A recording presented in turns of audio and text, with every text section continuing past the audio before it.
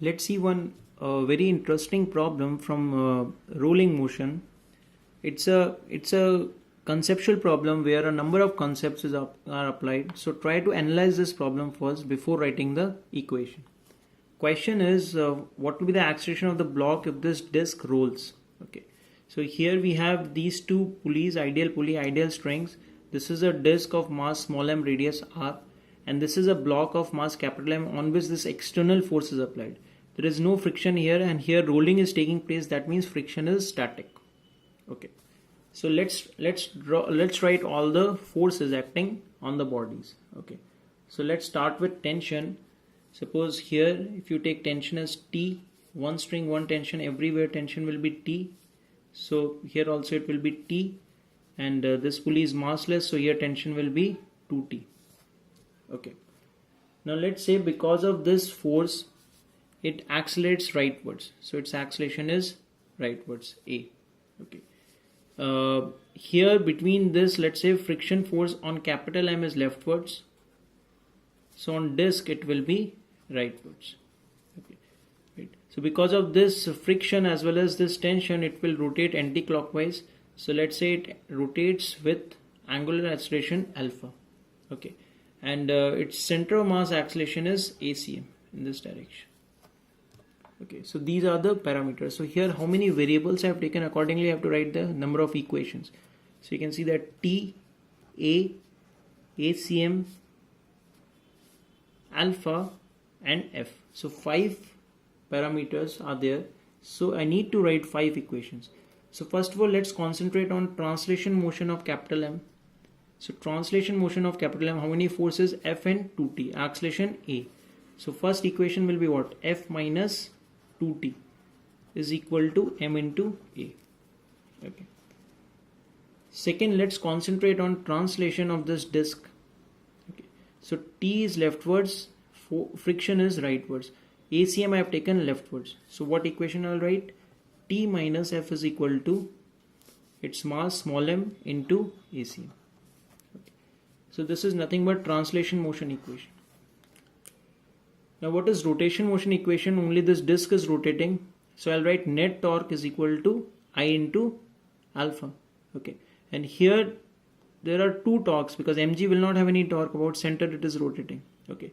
This friction as well as tension, and both the torques will be anti-clockwise.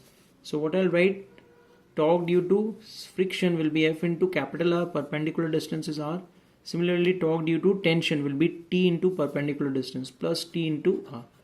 This is equal to I, about center of mass. I will be mr square by 2 into alpha. So alpha I have taken anti-clockwise, that's why everything is positive here. So this is due to rotation. Okay. I need 2 more equations. Okay. So those equations I get using the constraint motion. So first constraint motion is, you can see that this block is attached to this pulley. So if this block moves rightwards, this pulley will also have acceleration rightwards. Okay, right. So this pulley will be moving rightwards with acceleration A. So what I want is, I want to relate acceleration of this pulley with respect to this acceleration. Okay. Now I can say that here tension is 2T. Let's say its acceleration is A. Okay. And this point, you can see that if this moves rightwards with acceleration A, here this point acceleration using virtual work method must be 2A. Okay. And if this is moving rightwards, acceleration of this point must be leftwards. So using constraint motion, acceleration of this point must be 2A. Or you can use T dot A summation also. Or you can visualize also, if this pulley moves rightwards by distance x, this x and x length of the string will be loose. Okay. So this point has to move leftwards with twice of that displacement. Same will be the relation of velocities and acceleration.